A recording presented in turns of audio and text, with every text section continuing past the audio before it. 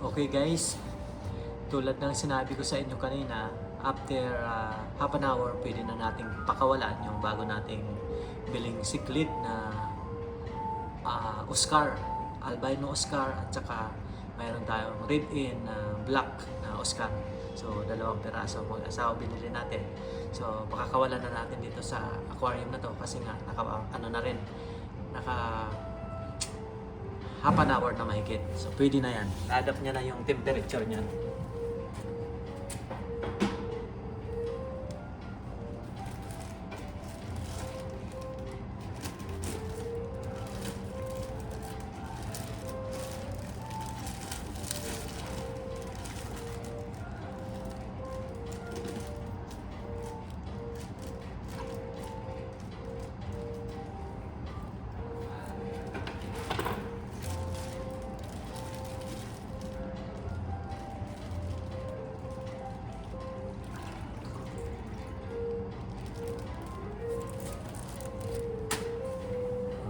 Guys, bago nating isda guys, Oscar, isang albino at saka isang red and black.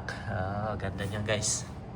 Pag lumaki, yun nga lang, ang talagang minimum na aquarium dapat ng ating cichlid na yan is at least 125 gallons, which is sa ngayon medyo maliit pa naman sila. 80 gallons ang mayroon tayo, so okay pa rin naman yan. Pero sabi ko nga, pag lumaki niya yan, dapat at least mayroon tayong 120 gallons. Pero syempre, it really depends kung mag-upgrade tayo ng aquarium na 125. Kasya pa naman yan. Tatanggalin lang natin tong laruan na to.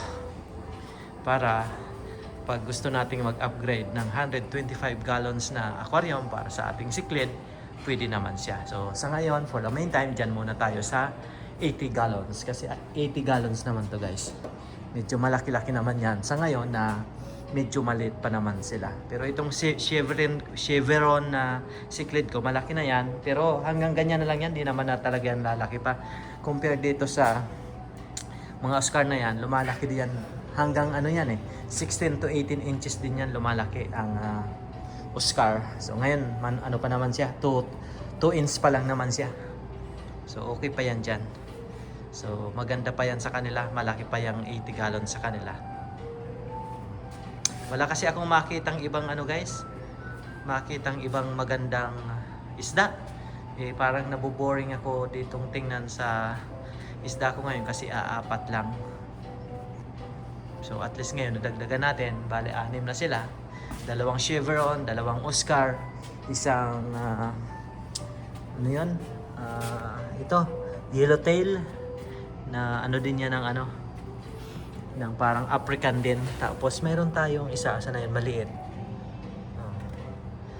So ayan guys, yun lang po ang update natin na tinanggal na natin sa plastic yung ating 2 Oscar para malaya na siyang lumangoy dito sa ating 80 gallons na aquarium. Ayan. Magandang buhay sa ating lahat. Ingat tayo parate.